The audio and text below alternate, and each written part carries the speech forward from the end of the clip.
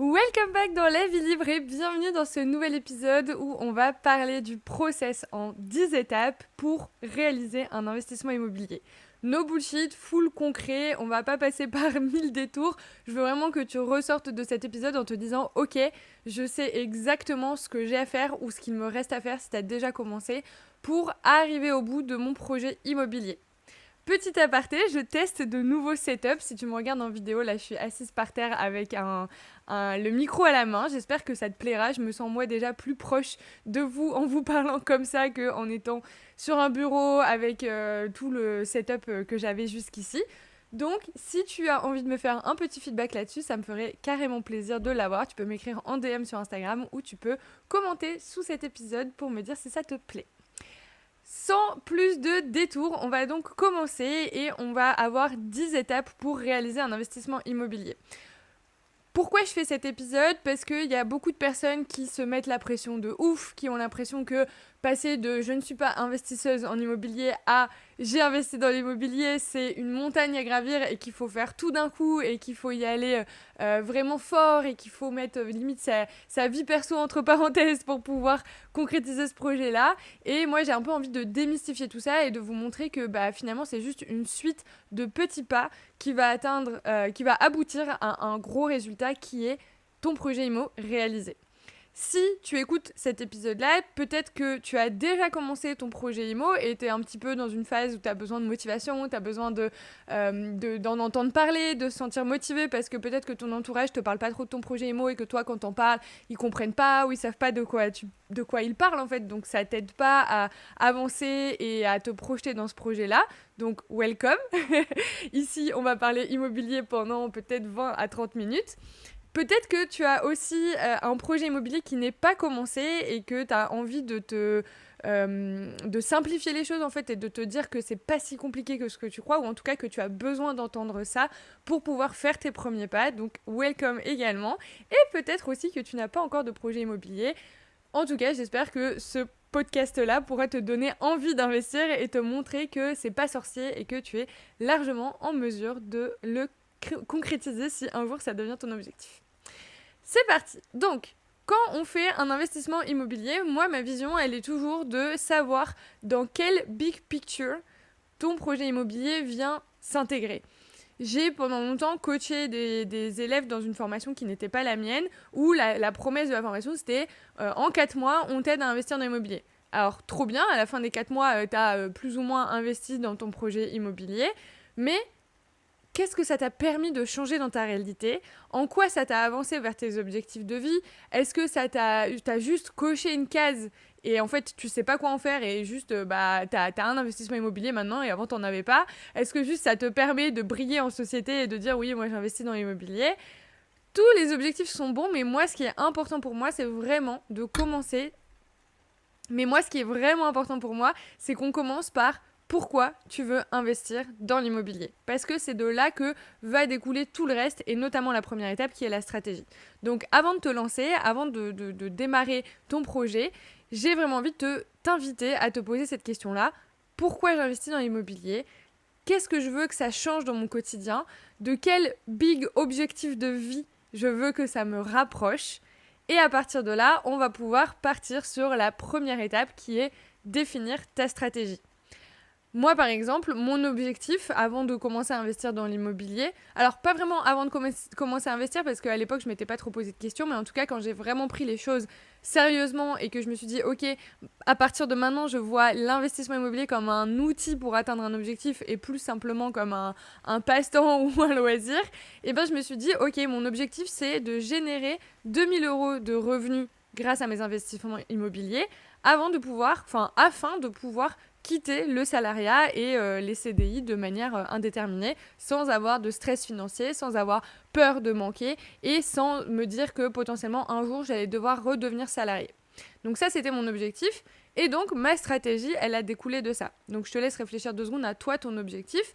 Et ensuite, ta stratégie, c'est vraiment les critères, en fait, c'est vraiment les caractéristiques du projet immobilier que tu vas mener et qui va te rapprocher de ce why et de cet objectif-là. Dans ces critères-là, ce qu'on veut absolument définir, c'est quel est l'objectif de ton investissement immobilier. Je vais prendre des exemples. Si ton big why, il est de construire un patrimoine que tu vas pouvoir léguer à tes enfants, mais que toi, tu n'as pas du tout volonté d'arrêter de travailler ou de créer des sources de revenus supplémentaires, alors probablement que si tu écoutes ce podcast, ce n'est pas ton cas vu que c'est vraiment moi ce que j'apprends, mais potentiellement ça c'est ton objectif et ta stratégie elle va être patrimoniale, elle va pas être d'aller faire du cash flow, elle va d'aller chercher des investissements qui vont gagner en valeur dans le temps et qui vont être réalisés d'une manière à favoriser la transmission à tes enfants et petits-enfants. Par exemple, si ton objectif, ton big goal, il est de, comme moi, quitter ton salariat grâce à tes investissements immobiliers, ton objectif, il va être de faire du cash flow et de générer des revenus supplémentaires dès le jour 1 de ton investissement immobilier et pas dans 5 ans, dans 10 ans, dans 15 ans ou dans 20 ans une fois que ton prêt a fini d'être remboursé. Donc, comme tu le vois, finalement, le why, le pourquoi tu le fais, il va vachement impacter l'objectif de ton investissement immobilier spécifique. Une fois que tu sais quel est l'objectif avec cet investissement immobilier, il y a plein de critères qu'il va falloir venir fixer. Et moi, j'aime bien voir ces critères-là comme un peu des curseurs avec un degré de négociabilité. C'est-à-dire que, par exemple, il y a peut-être des facteurs pour toi qui sont non négociables. Ça peut être le budget. Potentiellement, tu as un budget de 150 000 €, tu sais que tu ne peux pas dépasser ça, et donc ton non négociable, ça va être ton budget. Peut-être que ton non négociable, c'est la distance ou la durée à partir de chez toi. Peut-être que par rapport à ton emploi du temps, tu as des enfants, un boulot, etc., tu peux pas te permettre de faire un investissement à plus d'1 heure de chez toi. Ok, ça va être ton non négociable. Donc là, on va faire la liste des critères et à toi de voir en gros qu'est-ce qui te vient comme réponse sur ces différents critères. Est-ce qu'il y en a qui sont clairs pour toi? Est-ce qu'il y en a qui sont moins clairs? Et s'ils sont moins clairs, je t'invite vraiment à y réfléchir pour ensuite faciliter et simplifier la suite des opérations. Tu le verras, je vais souvent le répéter, mais chaque étape est préalable et utile à la suivante. Okay, donc en fait, en définissant ta stratégie, finalement, tu vas faciliter l'étape d'après qui est tes recherches, parce que tu sauras exactement quoi chercher pour répondre à ta stratégie. Bref, donc dans les critères pour moi qu'il faut se fixer avant de commencer, il y a donc ton objectif, il y a ton budget, il y a le type de bien que tu veux acheter. Est-ce que tu veux acheter une maison, un immeuble, un appartement? Il y a le type d'exploitation que tu veux faire avec. Est-ce que tu veux faire de la courte durée, de la longue durée? Est-ce que c'est de la longue durée nue ou meublée? Il y a la zone géographique, donc la distance à partir de chez toi qui est OK. Et à partir de tous ces critères-là, en fait, tu vas réussir à trouver un petit peu qu'est-ce qui rentre dans tous mes critères et qui correspond à ma stratégie. Tous ces facteurs-là, toutes ces caractéristiques que tu définis dans ta stratégie vont devenir tout simplement tes critères de recherche pour l'étape d'après. Donc l'étape d'après, c'est simplement faire des recherches et commencer à trouver cette pépite qui correspond à ta stratégie avec tes caractéristiques que tu viens de définir. Donc ça, on va dire que c'est vraiment les critères pratico-pratiques de ton investissement, vraiment physiquement, qu'est-ce qu'on achète, où, etc. Et ensuite, il y a aussi les facteurs, entre guillemets, mathématiques ou les facteurs chiffrés qui vont venir se greffer un petit peu à tout ça, qui vont particulièrement dépendre du type d'exploitation que tu recherches. Et évidemment, comme toujours, ça marche dans les deux sens. Soit tu es fixe sur le type d'exploitation que tu veux faire et ça va définir ta rentabilité. Donc quand je parle de facteurs chiffrés, c'est la rentabilité et le cash flow. Donc soit tu es fixé sur ton type d'exploitation et ça va définir ta rentabilité, et le cash flow on en parlera après. Soit tu es fixé sur la rentabilité que tu veux et du coup, ça va un peu impacter et influencer le type d'exploitation que tu veux faire. Si tu fais de la location longue durée, par exemple, moi en général, avec mes élèves, on va aller chercher entre 8 et 12% de rentabilité. Parce qu'en dessous de 8% de rentabilité brute, donc la rentabilité brute, c'est simplement le montant des loyers annuels divisé par le coût d'acquisition de ton projet. Et le coût d'acquisition, il reprend donc le prix du bien, les frais de notaire, les frais de travaux et d'ameublement, en fait, tout ce qui est nécessaire pour mettre ton investissement sur le marché locatif. Okay, donc la rentabilité, je répète, c'est les loyers annuels divisés par le coût d'acquisition du projet pour le mettre sur le marché locatif. ok ? Donc, si tu choisis de la location longue durée, on va aller viser 8 à 12% de rentabilité brute. La rentabilité brute, c'est pas vraiment ce qui va te dire combien d'argent tu vas avoir dans ta poche à la fin du mois ou à la fin de l'année, etc. Mais c'est plus un indicateur qui va être hyper utile pour la phase de recherche, et on en parlera juste après, pour filtrer en fait, pour scanner est-ce que ça va être rentable, est-ce que ça va pas être rentable. En dessous de 8%, une fois, donc c'est brut, donc on prend pas du tout les charges en compte, mais en dessous de 8%, on considère, enfin moi je considère de manière générale que une fois qu'on aura déduit le prêt, les frais mensuels, le comptable, le machin, etc., si on n'a déjà pas 8% de rentabilité brute, une fois qu'on aura enlevé toutes les charges, on sera à 1 ou 2% net et ça vaut pas le coup de mettre le temps, l'énergie et la capacité d'emprunt que ça nécessite de faire un investissement immobilier dans un projet si peu rentable. Donc, entre 8 et 12% pour de la location longue durée. Pour de la location courte durée, moi, je vais être un peu plus exigeante encore là-dessus parce qu'il y a quand même plus de risques, plus de charges mentales, etc. Et donc là, sur de la courte durée, moi, je vais aller chercher beaucoup plus des rentabilités autour de 15 à 18%. Pour vraiment me dire, en fait, oui, je me casse un peu plus la tête à faire de la courte durée, mais ça vaut vraiment le coup et il y a un vrai gap de rentabilité et donc de cash flow aussi par la suite. Voilà, une fois que tu as un peu défini tout ça, le cash flow, on en reparlera plutôt au moment de préciser si c'est le bon bien ou pas, parce que là, justement, au stade de la stratégie, on n'est pas encore assez précis sur qu'est-ce qu'on va trouver sur le marché pour calculer un cash flow. Pour rappel, le cash flow, c'est vraiment le flux net de trésorerie, c'est combien tu as dépensé ou combien il te reste à la fin du mois une fois toutes les recettes comptabilisées et toutes les dépenses comptabilisées. Là, une fois qu'on a la stratégie, ok, on sait quel type de bien on va acheter, quel type d'exploitation on va faire, mais en fait, on ne sait pas combien il va coûter, on ne sait pas combien on va louer, etc. Et donc, il va falloir d'abord faire un peu des recherches et commencer à rentrer dans le concret et avoir des annonces concrètes intéressantes pour pouvoir vraiment calculer un cash flow précis, parce que en fait, entre un appartement par exemple que tu achètes qui est dans une petite copropriété de 2 lots en syndic bénévole, donc c'est-à-dire qu'il n'y a pas une société qui s'occupe du syndic, versus un appartement que tu achètes dans une énorme copropriété où il y a 3 ascenseurs, il y a un jardin, un gardien, etc., tes charges vont pas du tout être les mêmes. Et donc même si ta stratégie initiale d'acheter un appartement pour faire de la location longue durée meublée par exemple est la même, une fois que tu vas voir tes annonces, et peut-être que finalement en cash flow net, tu seras pas du tout sur la même chose en creusant un petit peu. Mais je m'avance un peu. On va continuer et du coup pour un peu nous guider dans ces étapes et dans ce process, on va prendre un exemple et je vais prendre un exemple simple volontairement pour pas compliquer déjà le contenu qui va être assez dense de cet épisode. Mais on va dire que la stratégie qu'on a choisie, c'est d'acheter un appartement pour le mettre en location longue durée meublée et qu'on veut investir à plus ou moins 2 heures de chez nous. On va dire que ça, c'est vraiment nos critères les plus fixes et que niveau budget, etc., on est un peu flex. On sait que de toute façon, un appartement, ça va pas nous coûter plus de 100-150 000 euros et ça rentre dans notre capacité d'emprunt. Mais on a décidé d'acheter un appart et de le mettre en location longue durée long terme meublé parce que ça rentre dans le LMNP et je pense que je referai tout un épisode pour parler de fiscalité immobilière, sinon on va jamais s'en sortir, on est encore à la première étape et ça fait 10 minutes. Donc ça rentre dans le LMNP, c'est un investissement qui me paraît simple et faisable et accessible pour démarrer, donc j'ai choisi ça et je suis ok avec ça. Donc la deuxième étape, maintenant que j'ai défini mes critères, ça va être de faire mes recherches. Une fois que j'ai défini ma stratégie, en fait c'est très simple parce que mes critères de recherche vont découler des critères de ma stratégie. Là, je sais que je cherche un appart, donc sur Le Bon Coin, moi je vous recommande vraiment de commencer par Le Bon Coin. Après, vous pouvez aller voir sur Se Loger, vous pouvez, au fur et à mesure que vous allez faire des visites, vous créer des contacts avec les agents locaux et vous donner vos critères de recherche, etc. pour qu'ils puissent vous contacter quand c'est nécessaire. Mais très honnêtement, moi, tous mes biens, sauf un que j'ai eu en direct parce que j'ai été propriétaire de l'appart d'en dessous, je les ai trouvés sur Le Bon Coin. Donc, oui, il y a peut-être des autres façons d'avoir des opportunités, mais pour moi, 80% du marché immobilier passe par Le Bon Coin. Et très honnêtement, c'est un très bon point de démarrage avant de commencer à se casser la tête, à aller chercher des moyens détournés, de trouver les meilleures affaires, etc.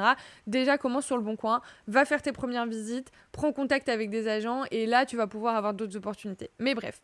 Donc, première chose, ça va être de commencer tes recherches et potentiellement si c'est un truc qui peut t'aider. Moi de toute façon je sais que quand je recherche je vais tous les jours sur Le Bon Coin, donc j'ai pas besoin des alertes parce que je connais par cœur la page Le Bon Coin, tout ce qu'il y a de dispo, tout ce que j'ai déjà vu, pas vu, etc. Mais tu peux donc au fur et à mesure que tu fais tes recherches te paramétrer des alertes aussi pour recevoir des mails de rappel. Si tu as peur de pas être régulière dans ta recherche, de te laisser distraire un peu par ton quotidien et tout, je te recommande vraiment de le faire parce que ça peut être vraiment un petit rappel quotidien ou hebdomadaire qui te fait coucou, ton projet IMO t'attend. Donc voilà, et donc dans tes critères de recherche, tu vas remettre les critères de ta stratégie. Donc dans les types de biens, tu vas cocher appartement. Dans la distance à partir de chez toi, tu vas regarder, je sais pas, par exemple, moi j'ai dit 2 heures, mais on peut commencer d'abord plus proche et après élargir si on trouve pas ce qu'on veut. Moi je recommande toujours de faire ça. Regarde d'abord au plus proche s'il y a quelque chose qui te correspond et sinon tu élargis petit à petit ton cercle de recherche jusqu'à tes 2 heures qui est ton maximum. Si tu commences tout de suite par rechercher dans les 2 heures autour de toi, ça te donne un énorme pool de biens et en fait tu vas t'y perdre et ça va pas être le plus efficace pour toi. Donc commence par regarder, je sais pas moi, 5 à 10 km autour de chez toi pour voir s'il y a des biens qui correspondent à ton besoin. Ensuite, il va falloir que tu sois en mesure de calculer hyper rapidement pendant que tu fais tes recherches pour décider si tu vas cliquer ou non sur l'annonce. Enfin, peut-être pas, mais si tu vas passer un coup de fil pour demander une visite, tu vas devoir filtrer rapidement les annonces qui sont intéressantes ou non. Et pour ça, moi, je te recommande vraiment d'apprendre à calculer hyper rapidement la renta brute. Donc, on l'a vu tout à l'heure. Tu vas regarder dans la ville où tu t'intéresses quels sont les loyers moyens mensuels que tu peux espérer. Pour ça, 2 techniques. La première, c'est d'aller sur Meilleurs Agents, etc. ou tous les sites comme ça qui vont te donner une moyenne des revenus, des loyers que tu peux avoir dans cette ville-là. Donc ça, c'est une première information. Deuxième technique, c'est d'aller sur Le Bon Coin et de regarder dans ce qui est à louer dans les annonces en ligne, quelles sont les fourchettes et du coup te faire une petite moyenne de ton logement. Imaginons du coup tu trouves que le loyer moyen c'est 500 €, et ben en fait il faut que tu gardes en tête ton loyer annuel qui est du coup 500 x 12, ça fait 6 000 €, et du coup prendre le réflexe à chaque fois que tu vois une annonce de diviser le prix de l'annonce, plus un budget de travaux, donc on va voir juste après comment calculer un petit peu ça, plus les frais de notaire de 8%, et de faire en fait ce calcul hyper rapide. Je vais prendre un exemple. On a par exemple un appart qu'on trouve à 80 000 €. Okay, on a à ça, on vient ajouter, donc on multiplie fois 1,08, comme ça fait intégrer les frais de notaire, donc ça fait 86 400 € frais de notaire inclus. Imaginons pour la simplicité de cet exemple, et on verra de toute façon les travaux après, qu'il n'y a pas de travaux sur ce bien, et donc on a 6 000 € de revenus divisé par 86 400 €. On a 6,9, donc 7% on va dire, de rentabilité brute. Moi, dans les indices que je vous ai donnés, c'est pas assez. Donc, je next et je vais même pas creuser, je vais même pas aller chercher à calculer cash flow, je vais même pas chercher à appeler la personne parce que ça passe pas mon premier filtre. Parfois, on peut avoir peur au début de passer à côté d'opportunités, mais très honnêtement, pour l'avoir fait des centaines de fois, il y a peut-être une fois sur 100 où on va rater une super opportunité qui est à 7%, mais vraiment c'est hyper anecdotique, donc perds pas ton temps là-dessus. Par contre, imaginons même scénario, je vois cette fois-ci un appartement à 55 000 €. Donc je refais la même chose, mais 55 000 € fois 1,08 de frais de notaire, ça fait 59 400. Et cette fois, si je divise 6 000 € par 59 400, hop, on obtient 10%. Et donc là, je me dis, ah ok, trop bien, ça c'est intéressant. Et donc je clique sur l'annonce et là, je vais regarder plus en détail qu'est-ce que j'ai comme information. Est-ce que j'ai des raisons de m'inquiéter sur l'état du bien? Est-ce qu'il y a des gros travaux finalement que j'avais pas vus et qu'il faut que je reprenne en compte dans mon calcul? Est-ce que j'ai des informations sur la taxe foncière, sur les frais de copropriété, sur toutes ces choses-là? Et en gros, le but, c'est de vraiment aller creuser un maximum à partir de l'annonce pour pouvoir se faire une première idée, et quand on appelle l'agent immobilier, lui demander ok, je suis intéressée par ce bien-là, il me manque X, Y, Z informations, est-ce que vous pouvez me les donner? Du coup, ça vous permet de finir votre analyse perso avant de décider est-ce que je vais visiter ou non. Moi, je suis vraiment intransigeante sur le fait que quand je vais visiter un bien, c'est pas pour voir s'il est intéressant, c'est pour valider que c'est le bon bien et que je vais l'acheter. Je vais jamais visiter un bien si déjà sur le papier je me dis ouais non je suis pas sûre, la renta est pas fou, machin, etc. Quand je vais visiter, c'est vraiment parce que je me dis ok, ce bien est trop stylé, il faut que je le voie pour valider qu'il n'y a pas des vices cachés, que le quartier est cool, qu'il n'y a pas des voisins hyper bruyants, etc. Et que j'aille vérifier du coup sur le terrain que tout ce que j'ai pu faire comme hypothèse se confirme. Je vais pas visiter juste pour voir parce que en fait sinon je passerai mon temps à faire des visites et j'avancerai pas sur mes projets et sur ceux qui comptent vraiment. Donc voilà, pour moi, la partie faire des recherches, c'est vraiment faire un travail d'analyse et d'enquêtrice un petit peu sur qu'est-ce que j'ai comme information et à partir de toutes ces informations, qu'est-ce que je peux en retirer comme signal de est-ce que c'est bon ou est-ce que c'est pas bon. Pour suivre tes recherches, moi je te recommande vraiment, c'est un truc que je fournis à toutes mes élèves dans la méthode libre, mais je te recommande vraiment d'avoir un fichier de suivi pour savoir quand tu vois une annonce, très rapidement, en gros, toi tu rentres quelques chiffres, donc les chiffres dont on a parlé, et ça te calcule automatiquement ton taux de rentabilité brute. Ensuite, tu viens rajouter toutes les infos des charges dont tu as conscience et dont tu as les informations, et ça te calcule ton cash flow. Et à partir de là, en fait, en gros, chaque ligne, tu vois directement, ok, ça j'appelle pas, ça sert à quelque chose que j'ai visité ou pas. Ça va te simplifier à la fois la tâche au fur et à mesure, parce que en fait, tu vas rentrer les chiffres, tes calculs ils seront faits automatiquement, tu n'auras pas à chaque fois besoin de te rappeler de quelle est la bonne formule et tout. Et ensuite, ça va te permettre aussi de visualiser tout le taf que tu fais, parce qu'au début, ça peut être frustrant, parce qu'on va analyser plein d'annonces, et ça va pas être les bonnes, et ça va pas matcher, etc. Et on a parfois tendance à se dire au bout d'un moment, ouais, mais j'avance pas dans mon projet, ça me saoule, je trouve rien, etc. Et en fait, le fait d'avoir ton fichier sous les yeux où tu vois qu'il y a plein de lignes qui se rajoutent, t'as un peu la preuve visuelle que si t'avances, tu avances, tu gagnes en compétences, tu fais le taf, tu fais ce qu'il y a à faire et que oui, c'est pas du jour au lendemain que tu vas peut-être tomber sur la pépite, mais que en tout cas, tu fais le taf qu'il faut et que tu avances concrètement sur ton projet. Troisième étape, on va maintenant passer à l'organisation des visites. Et donc là, je veux juste le redire, on ne va pas visiter pour faire du tourisme. Sauf exception de ça te fait flipper de ouf de faire des visites, t'as peur de te foirer, ça peut arriver, des fois on se met des barrières mentales, on sait pas pourquoi, on a trop peur d'aller sur place, on a peur de passer moi c'était le cas au début, j'avais peur de passer pour une débile devant l'agent immobilier, j'avais peur qu'ils me prennent pas au sérieux, j'avais peur qu'ils me jugent, etc. Parce que moi-même j'avais pas trop confiance en moi, maintenant c'est plus le cas, mais je peux totalement comprendre ça parce que c'était mon cas aussi au début.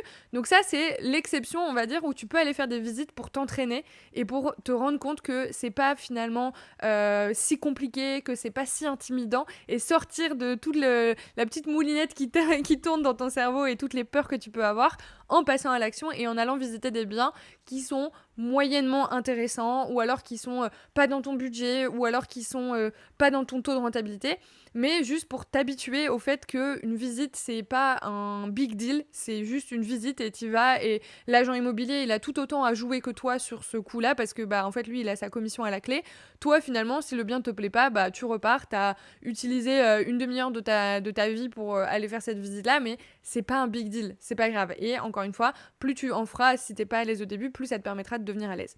Mais sinon, de manière générale, on va visiter pour valider un projet. On va visiter quand on a fait nos calculs, on a fait notre analyse et on est en mode ok, le seul truc qui me manque pour faire une offre et pour dire go, c'est d'avoir vu le bien et d'avoir confirmé que tout ce que j'ai comme information depuis mon ordinateur et depuis le téléphone sont bien réels, qu'on m'a pas caché des choses, qu'il n'y a pas des red flags en fait quand on arrive. Je sais pas, par exemple, on a parlé tout sauf de l'état de la copropriété, puis t'arrives en fait dans la copro, c'est une copro qui est mal entretenue, ça pue, il y a des gens qui traînent dans les couloirs, etc. Et toi, ton objectif c'était de faire la location courte durée.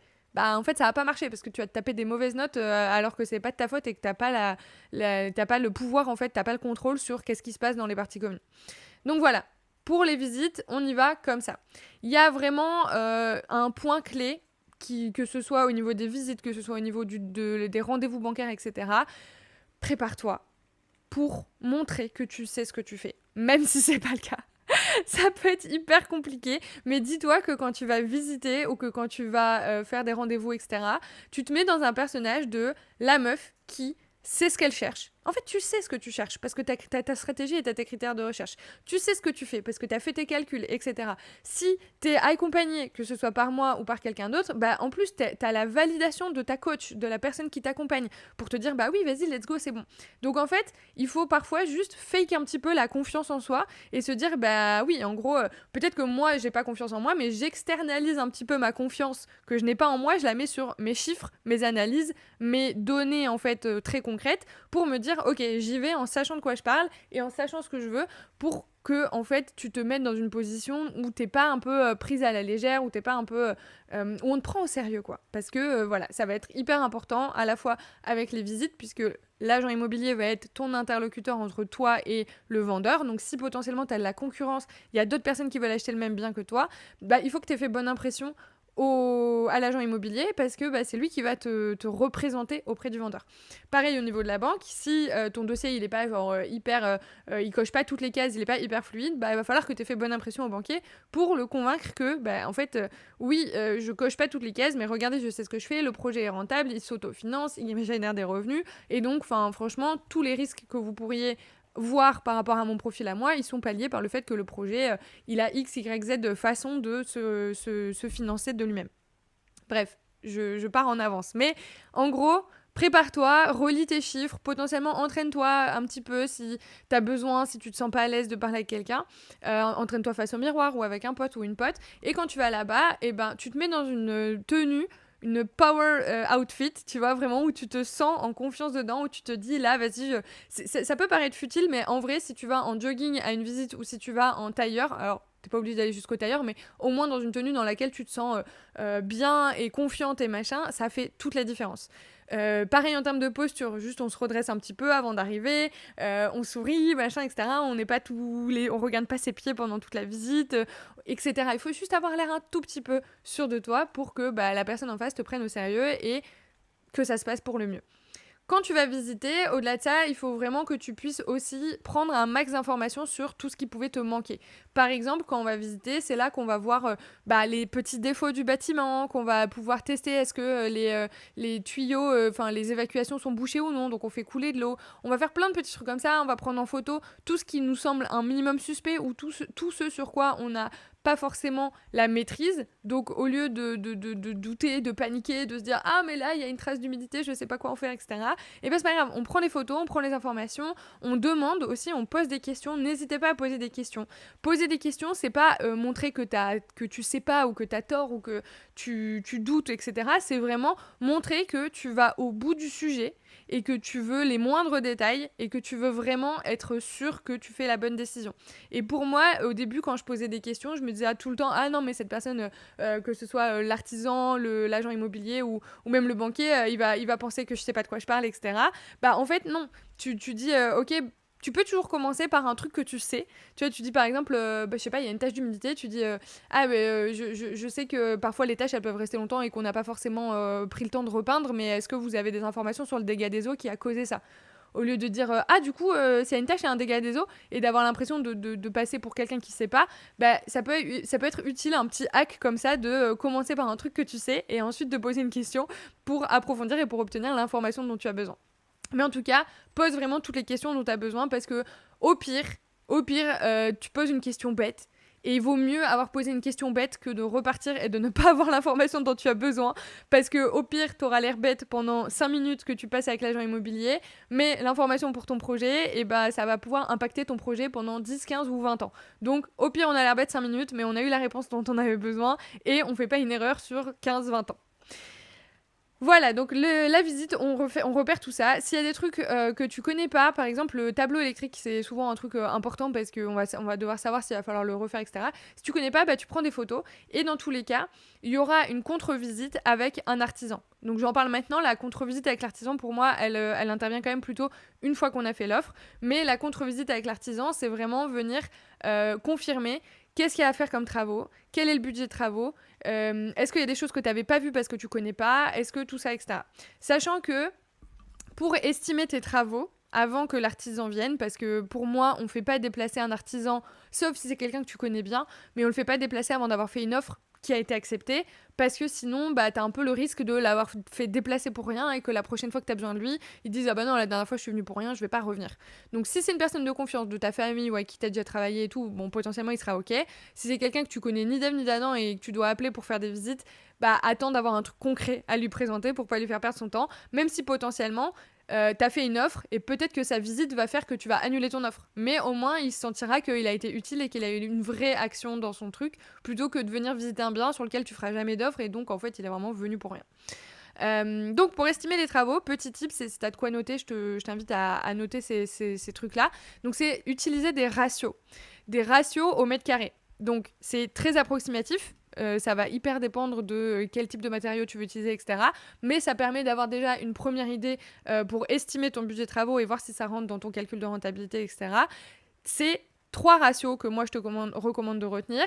Le premier, c'est 250 € du mètre carré pour un léger rafraîchissement. Donc c'est-à-dire que en fait c'est hyper habitable comme ça, mais tu vas juste refaire les peintures pour que ça soit plus joli ou un truc comme ça, pour que ça ait l'air plus neuf, ou tu vas peut-être juste remplacer le sol d'une des pièces pour que ce soit plus uniforme, j'en sais rien, mais c'est vraiment léger rafraîchissement. Dans l'idée, on aurait pu habiter là-dedans, mais on veut faire un petit effort, donc on fait un léger rafraîchissement. Et donc là, tu peux compter 250 € du mètre carré. Ensuite, un autre ratio, c'est où tu vas faire plutôt une rénovation. Donc là, potentiellement, tu as les sols à changer, les peintures à changer, les peintures à refaire, il y a peut-être 2-3 trucs à bouger, etc. Mais c'est pas non plus, genre, on fait pas un extrême makeover, c'est on va redonner une nouvelle jeunesse à un bien. Et donc là, on peut compter 500-600 € du mètre carré. Ok ? Et le dernier ratio, où là vraiment c'est un peu le ratio de l'extrême, où tu refais tout, limite tu casses tout, tu changes les murs, enfin t'as des placos, des parois à abattre, tu vas changer la cuisine ou tu vas changer la salle de bain, vraiment tu te dis, ou alors c'est un truc vraiment brut, avec juste 4 murs et il faut tout faire, là tu peux aller compter 1000 € du mètre carré. C'est très large. Pour moi, ces ratios-là sont très larges parce que j'ai déjà vérifié et comparé avec les devis que j'avais finalement eus et en fait les factures simplement que j'ai eues sur mes rénovations. Je suis jamais arrivée à ces ratios-là parce que à chaque fois, c'était surestimé. Donc tant mieux, il vaut toujours mieux estimer plus que passer et avoir une mauvaise surprise. Mais en tout cas, ça peut vraiment t'aider à estimer tes travaux et te dire, ok, est-ce que ça va globalement passer ou pas ? Et derrière, la visite de l'artisan, donc je te conseille d'en faire au moins 3 pour avoir des devis comparatifs, sauf si encore une fois tu travailles avec quelqu'un que tu connais déjà, pour pouvoir comparer, est-ce qu'il y en a qui sont beaucoup plus chers que d'autres, est-ce que tous les postes sont facturés de la même manière, ou est-ce que finalement il y a des gros écarts, et du coup pareil, s'il y a des gros écarts que tu comprends pas, n'hésite pas à poser des questions, parce que c'est là aussi que tu vas pouvoir avoir des réponses, et peut-être que tu en as un qui aura pensé à quelque chose que l'autre aura pas vu, ou des choses comme ça, et donc c'est toujours hyper intéressant de savoir pourquoi les choses ont été chiffrées d'une manière ou d'une autre avant de décider avec quel artisan tu passes. Alright, donc maintenant que tu as fait ta visite et que tu as une première idée de tes travaux et qu'en fait tu es venu simplement confirmer oui, ce bien-là, il correspond à ce que j'avais imaginé, à ce que j'avais en tête, etc. Eh bien, vient le moment de faire une offre. Pour faire une offre, donc tu as plusieurs scénarios. Imaginons tu es sur un bien dans une zone tendue où il n'y a pas de travaux et où tu as plusieurs personnes en concurrence. Très honnêtement, pour moi, ça, c'est le seul scénario où on ne va pas tenter de négociation. En gros, si ce bien-là, vraiment, il te plaît, coup de cœur, il correspond à ta stratégie, à ton objectif de rentabilité et tout, mais qu'il y a de la concurrence, pas de travaux, une zone tendue, go, en fait. Tu fais une offre au prix et du coup, si tu es le premier à faire l'offre et qu'il n'y en a pas encore derrière, le vendeur va accepter. Si vous êtes plusieurs à faire l'offre en même temps, globalement, ça va être au vendeur de choisir quel est le meilleur dossier et à qui il veut vendre au final. Donc, voilà. Les autres cas, on va toujours chercher à négocier au moins un minimum. Moi, j'ai un peu un principe de toujours chercher à négocier au moins dans les 5 à 10%. Encore une fois, ça dépend du montant du projet global, etc. et de l'état du truc. Mais qu'est-ce que je vais utiliser pour trouver le bon prix à proposer ? D'abord, une analyse de marché. On va aller regarder autour qu'est-ce qui s'est vendu et à combien ça s'est vendu au mètre carré pour voir si finalement, donc déjà avec 2 informations, le prix moyen au mètre carré de la ville qu'on peut trouver pareil en tapant prix moyen au mètre carré de la ville sur Google, sur différents sites et on fait une moyenne.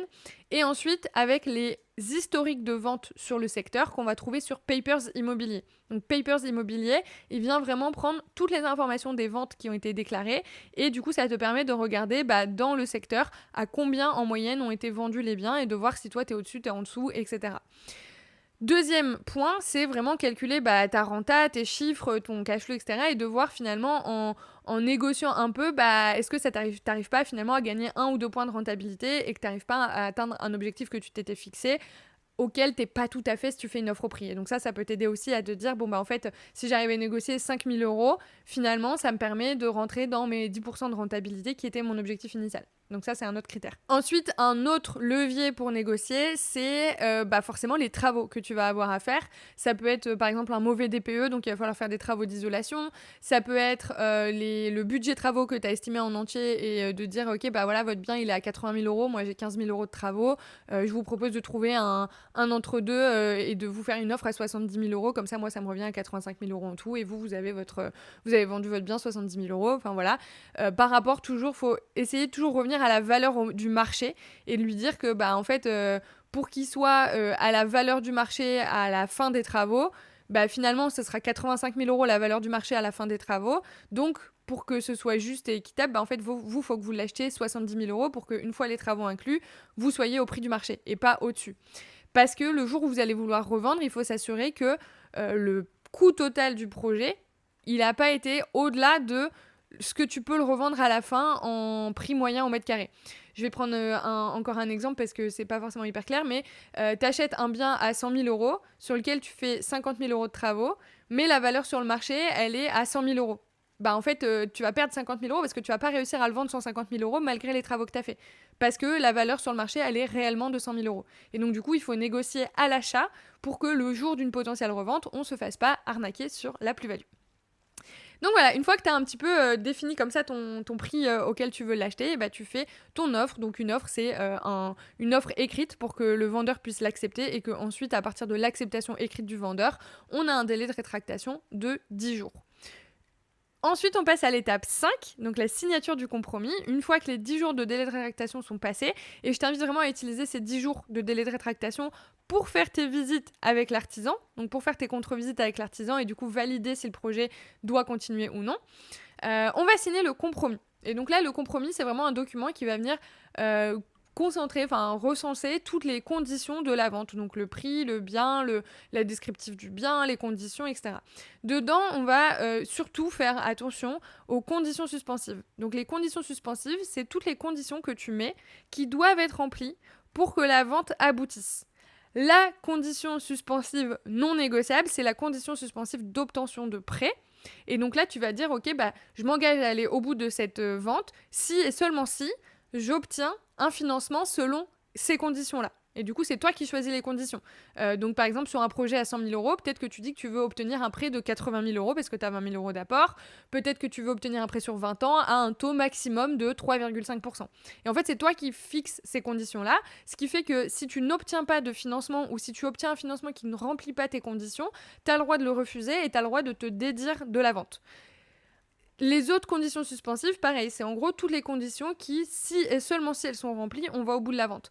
Par exemple, ça peut être des travaux qui sont commencés et que le vendeur s'engage à terminer avant la vente. Et condition suspensive, on le note le vendeur s'engage à réaliser X travaux avant la vente pour que ce soit valable et pas annulé.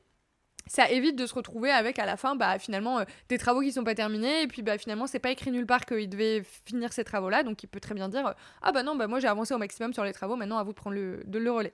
Donc voilà, on pense à toutes les choses comme ça qui peuvent nous valoir de sortir du compromis, enfin de sortir de la vente, et on les note dans le compromis. Une fois que tu signes le compromis, donc moi je te recommande toujours de signer le compromis en nom propre, même si à la fin tu vas acheter en société.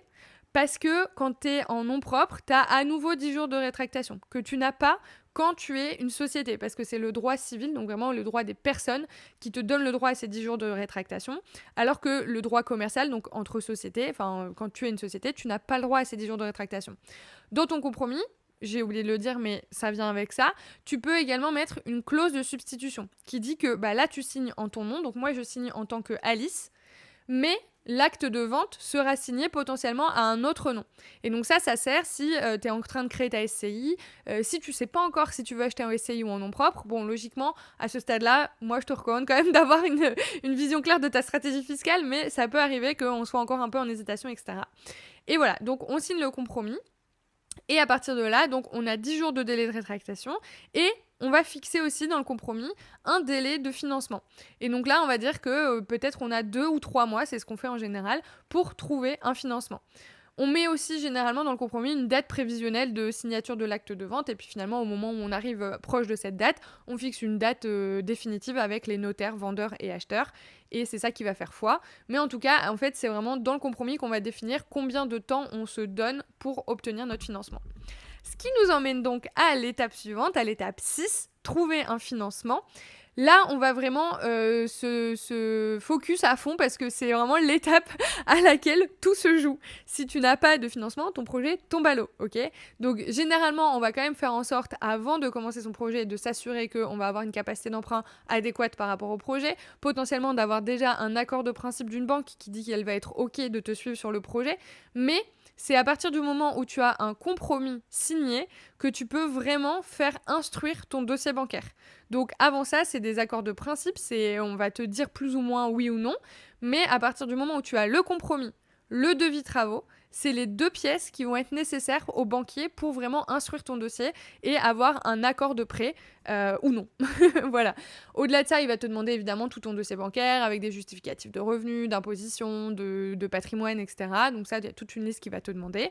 Et une fois que tu as fourni tout ça, lui, voilà, il va instruire le dossier et il va faire des demandes auprès des organismes de cautionnement pour vérifier s'il y a bien un organisme qui accepte de se porter caution pour ton projet. Si c'est pas le cas, il y a une autre option qui est l'hypothèque, donc un prêt avec une garantie hypothécaire, c'est-à-dire que au lieu d'avoir un organisme de cautionnement qui va cautionner ton prêt, qui va dire ok, moi je me porte garant pour cette personne, si c'est pas le cas, une autre option c'est de trouver une société d'hypothèque où en gros on va dire ok, si Alice ne rembourse pas son prêt, on va revendre son bien et on va on va rembourser le prêt grâce à ce bien-là, grâce à ce montant de bien-là. Tout ça, c'est en fait vraiment toutes les vérifications qui vont être faites au niveau bancaire. Pour mettre toutes les chances de ton côté d'obtenir un financement, il faut vraiment que tu comprennes que le banquier, son job, c'est de la gestion du risque. Il doit avant tout s'assurer que le risque de défaut de paiement soit le plus petit possible. Donc c'est pour ça qu'on a un peu les critères grand public de avoir un CDI, 35% de taux d'emprunt et 20% d'apport.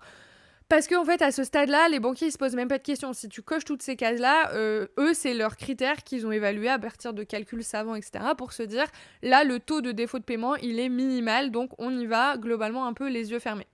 Si tu ne remplis pas ces critères-là, il va falloir prouver, en fait, il va falloir faire tes preuves, il va falloir convaincre le banquier que le projet est viable et que tu as X façons de le prémunir du risque de défaut de paiement. Donc, ça va passer par le fait que le bien soit autofinancé, le bien rapporte des revenus complémentaires à ton foyer, que tu as une potentielle plus-value à la revente, que tu as trouvé un scénario A qui est, par exemple, ton scénario souhaité, mais que tu as aussi un scénario B. Par exemple, si ton scénario A, c'est de faire de la courte durée, vérifier qu'en scénario B, en location longue durée, il est à minima autofinancé. Donc à minima, tu gagnes assez d'argent pour rembourser ton prêt, même si tu es en longue durée. Ça, au-delà de rassurer la banque, c'est aussi hyper rassurant pour toi de te dire, en fait, j'ai quand même un scénario de repli si jamais pour une raison X ou Y, la location courte durée, ça marche pas.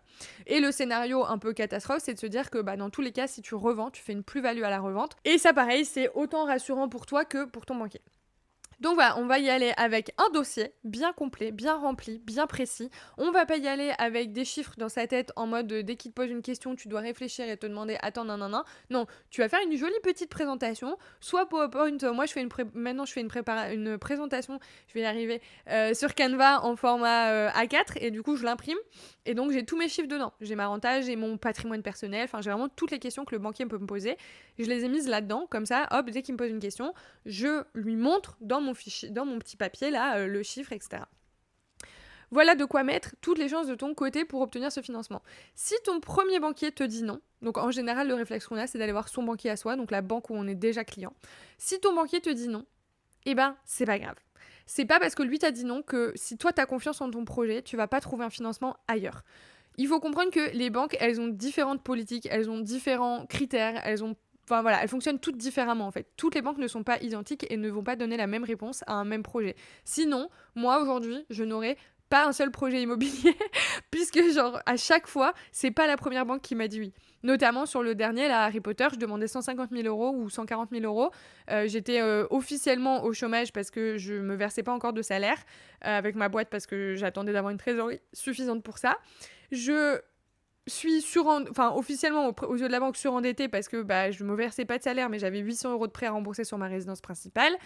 Et en plus, j'avais beaucoup de crédits immobiliers, donc déjà un montant d'encours immobilier assez important. Donc sur le papier, honnêtement, pour moi, aucune banque n'allait me suivre. Et heureusement que j'ai suivi mon instinct et je me suis dit, de toute façon, le projet est trop canon, il faut que j'y arrive avec n'importe quel moyen, que j'ai continué et je suis allée voir des banques jusqu'à trouver la bonne banque qui a financé mon projet. Mais j'en ai fait au moins 4 ou 5.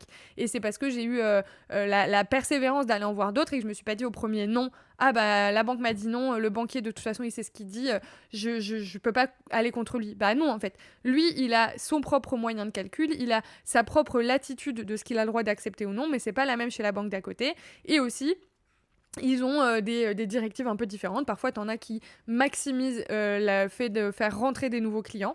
Donc, si t'es déjà client, malheureusement, ils vont pas faire autant d'efforts que si t'étais un nouveau client. Et donc, ça peut valoir le coup d'aller voir au moins, très honnêtement, avant d'abandonner un projet, va voir 5 à 10 banques avant de me dire que c'est pas possible.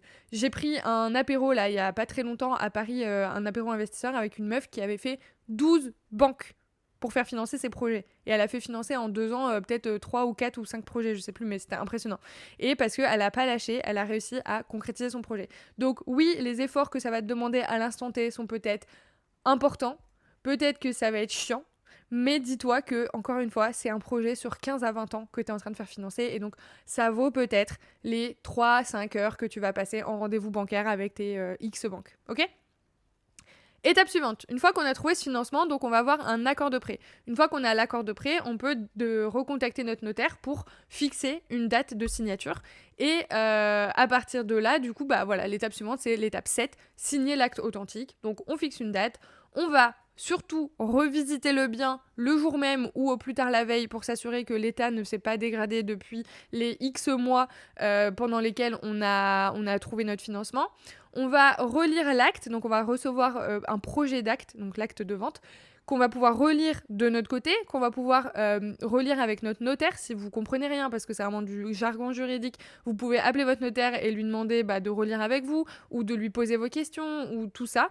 Et on va ensuite fixer une date à laquelle vous allez aller chez votre notaire. Bon, maintenant, c'est moins fun, mais on peut aussi le faire en visio.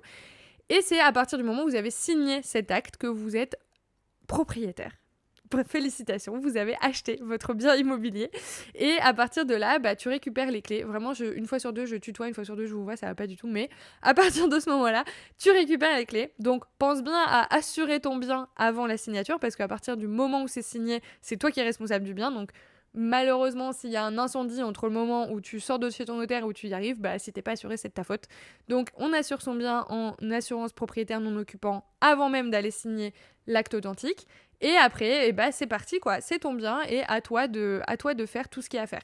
Donc, étape 8, on a récupéré la clé, on va réaliser les travaux. Donc là, tu as fait plusieurs devis, tu as rencontré plusieurs personnes, tu as choisi la personne avec qui ça passe le mieux au feeling ou aux exemples de réalisation qu'elle t'a donné. Enfin voilà, tu as plein de critères pour choisir, mais en tout cas, ce qu'il faut être sûr, c'est que la société est bien déclarée, qu'il a bien une garantie décennale sur tous les types de travaux qu'il va te faire pour que tes travaux soient garantis en cas de défaut.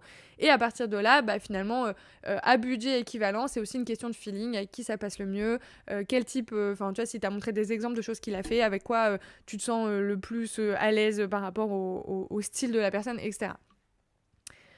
Une très bonne manière aussi de choisir un artisan, c'est, si c'est le cas et si tu as la possibilité, de passer par du bouche à oreille, parce que finalement les bonnes personnes et les bonnes expériences, on en parle aussi à nos proches, ou alors si on demande à des proches ou des personnes qu'on connaît dans la même ville qui ont fait des travaux, est-ce que tu connais quelqu'un, ça peut être aussi un bon moyen de trouver quelqu'un de confiance. On n'oublie pas qu'on fait de l'investissement immobilier locatif et qu'on n'investit pas pour son chez-soi, et donc on va essayer de toujours viser le juste milieu entre la qualité et le coût, ok ? On va pas mettre les matériaux les plus foudingues du marché, sauf si on est parti sur de Airbnb haut de gamme, là ça s'y prête, mais on va vraiment toujours chercher un équilibre entre déjà se faire plaisir et faire un truc qui nous plaît, qu'on trouve cool, le coût, que ça va nous demander et la qualité pour que ça dure quand même dans le temps. Mais on va éviter de tomber dans le piège de ah c'est mon premier bien, je veux faire les choses parfaitement, je veux faire des trucs de fou et tout, parce que c'est pas un carrelage à 60 € du mètre carré au lieu d'un carrelage à 20 € du mètre carré qui va faire augmenter le prix auquel tu peux louer ton bien. Les gens globalement ils s'en foutent, ils vont pas voir ça à part si tu fais vraiment un appartement haut de gamme spécifiquement où là tu vas pouvoir demander un loyer plus élevé, mais globalement c'est pas le but de sur-rénover ou de surélever le coût de tes travaux pour rien. Le suivi des travaux, tout simplement pour moi, les 3 moments où tu dois absolument être sur place, c'est le début du chantier, le milieu du chantier et la fin du chantier. Pourquoi ces 3 moments-là ? Parce que c'est les 3 moments où on va te demander de l'argent, tout simplement. Et donc, avant de donner des sous, il faut quand même savoir dans quoi tu t'engages et qu'est-ce qui se passe. Donc, au début des travaux, forcément, c'est le premier acompte. Potentiellement, tu auras peut-être dû déjà le verser avant pour valider et bloquer la date avec l'artisan. Mais en tout cas, va sur place le jour J pour valider que tout le monde a bien compris ce qu'il y avait à faire comme travaux, pour, pareil, créer du lien avec l'artisan, etc. Ensuite, entre-temps, pour moi, tout se gère un peu en visio, photos sur WhatsApp, messages vocaux, etc. Moi, ce que je fais, c'est que à la fin de chaque semaine, je demande un petit récap. Hello, est-ce que tu peux me dire ce qui a avancé cette semaine ? Est-ce qu'il y a des choses qui sont en retard ? Est-ce que vous avez bloqué ? Et est-ce que tu peux m'envoyer des photos pour voir un petit peu comment ça évolue ? Et après, deuxième étape, tu vas sur place au milieu des travaux, là où on va te demander le deuxième acompte pour t'assurer que ça a bien avancé. Donc, ce qui est hyper important, c'est au début des travaux de fixer à partir de quelle étape, donc quand quoi sera réalisé, on va verser ce deuxième apport. Ok, enfin ce deuxième versement. Et donc du coup, le jour où ils te demandent le deuxième versement, d'aller vérifier que vous avez bien coché les cases qui avaient été définies ensemble au début. Et dernier moment, donc pareil, entre deux, on rééchange par WhatsApp, photos, vidéos, machin, etc. Et dernier moment, c'est quand tu vas livrer, enfin quand la personne va livrer le chantier, que c'est terminé, et ben on va vérifier sur place que tout est nickel, qu'il n'y a pas des petits trucs qui manquent, etc. Et s'il manque quoi que ce soit, si la moindre finition n'est pas suffisamment bien faite, etc., on émet des réserves. Donc en fait, on fait un papier où on dit ta ça va pas, et du coup, genre je paye pas tant que ta n'a pas été réglé. Parce que c'est hyper important, une fois que tu as réglé le dernier versement, en fait lui il a plus rien, il te doit plus rien quoi. Donc s'il te dit ah ouais je passerai mettre la dernière barre de seuil dans 2 semaines une fois que vous m'aurez payé, en fait potentiellement il revient pas dans 2 semaines. Donc c'est toujours un travail de confiance aussi, donc de voir entre l'intermédiaire entre la confiance et le contrôle, mais dans tous les cas s'il y a des réserves, des choses qui sont pas bien faites ou pas bien terminées, on le fait avant de faire le dernier versement. Voilà, une fois que ces travaux sont terminés, dans la même étape, pour moi, il y a aussi l'ameublement. Donc c'est vraiment, voilà, dépendant de quel type d'exploitation tu as choisi, mais en gros, vraiment d'aller faire quelque chose qui correspond à ce que tu as envie de mettre comme bien sur le marché. Si, comme on a dit, tu avais fait un truc haut de gamme, que tu avais mis des matériaux hyper chers et que derrière tu vas mettre des meubles Ikea de premier prix, ça va pas matcher quoi. Les gens ils vont le voir direct sur l'annonce, ils vont se dire non c'est pas du haut de gamme en fait, les meubles ils sont pourris. À l'inverse, si tu veux faire de la location étudiante assez abordable, va pas mettre des meubles qui vont te coûter hyper cher parce que derrière toi tu vas pas t'y retrouver dans tes frais. Dans tous les cas, tout ça c'est un truc, ton budget d'ameublement il est aussi à anticiper et à calculer dans ta rentabilité, comme je disais, dans le coût total de l'acquisition. Quand tu calcules ta rentabilité, il faut aussi calculer ça. Pour t'aider, aujourd'hui on a quand même, j'en ai pas encore parlé d'ailleurs, je suis étonnée, ça fait 50 minutes, je suis désolée, je pensais pas que ce serait si long, mais finalement un projet immobilier c'est quand même un truc qui prend à peu près 6 mois, donc si on en parle pendant 50 minutes, c'est pas non plus trop choquant. Mais ce dont je veux te parler et qui peut t'aider vraiment à chaque étape du process qu'on vient de voir ensemble, c'est l'IA.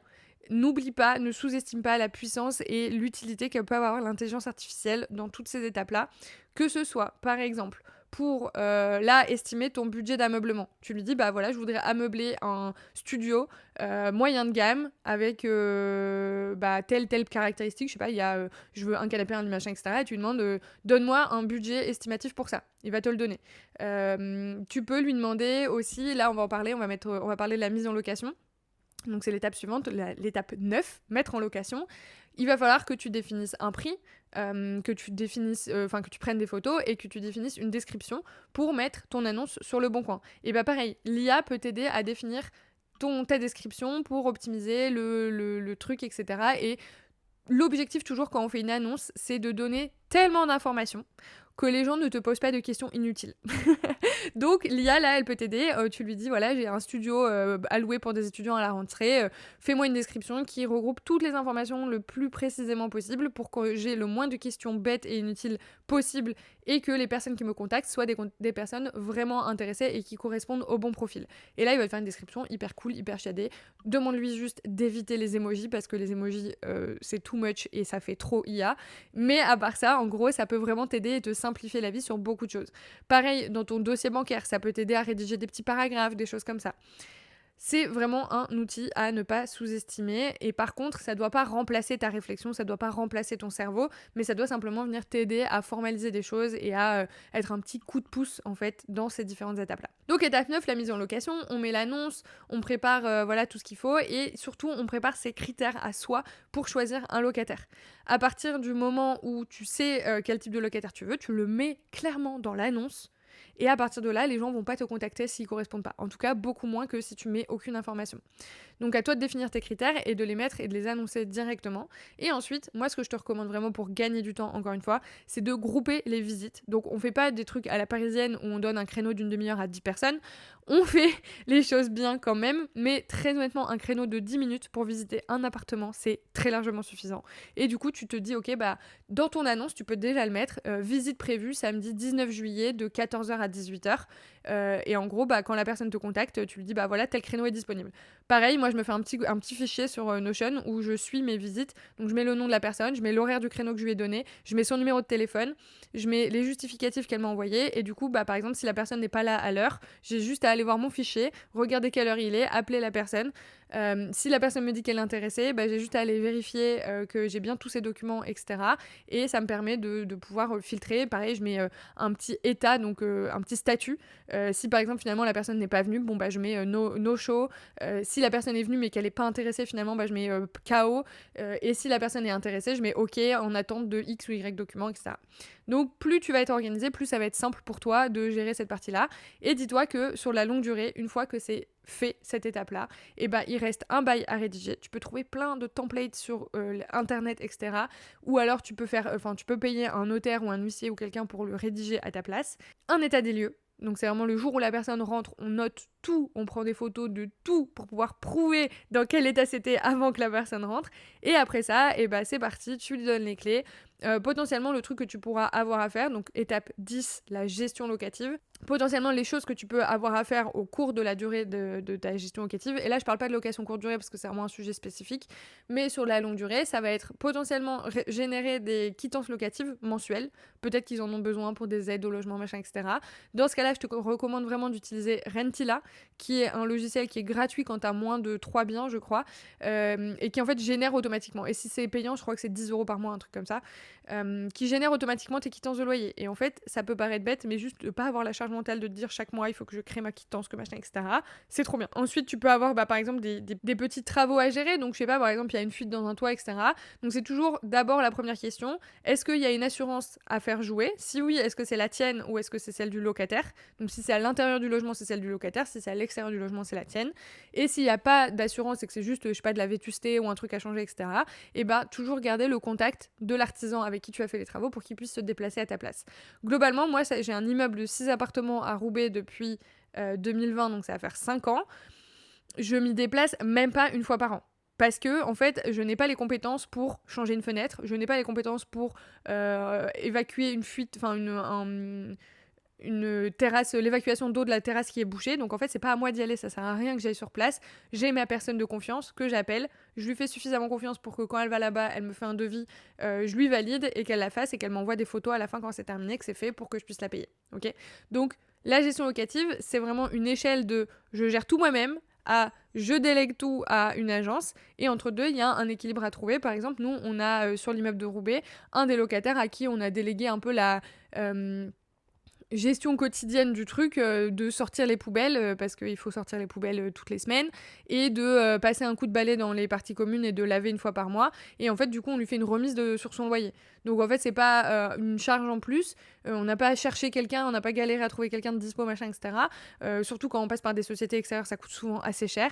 On est vraiment passé par une personne qui était déjà sur place et qui s'en occupe et qui en fait peut garder un œil sur l'immeuble pour nous parce qu'il est toujours là sur place. Voilà, c'était la 10e étape de ces 10 étapes pour concrétiser un investissement immobilier. C'était beaucoup plus long que prévu. J'espère que ça t'a plu, j'espère que ça t'a aidé à te projeter, à visualiser. Ça, c'est vraiment une étape hyper importante aussi quand on veut faire quelque chose qu'on n'a jamais fait, de pouvoir visualiser ce qui nous attend pour se rendre compte que finalement, c'est quand même beaucoup moins sorcier que ce qu'on croit. En tout cas, j'espère que c'est ce que j'ai pu te transmettre à travers cet épisode de podcast. Si tu le veux bien, je veux bien que tu me partages en message privé sur Instagram ou en commentaire ici s'il y a des éléments sur lesquels tu veux que je fasse des épisodes plus précis. Par exemple, le calcul de la rentabilité, la fiscalité ou toutes ces choses-là.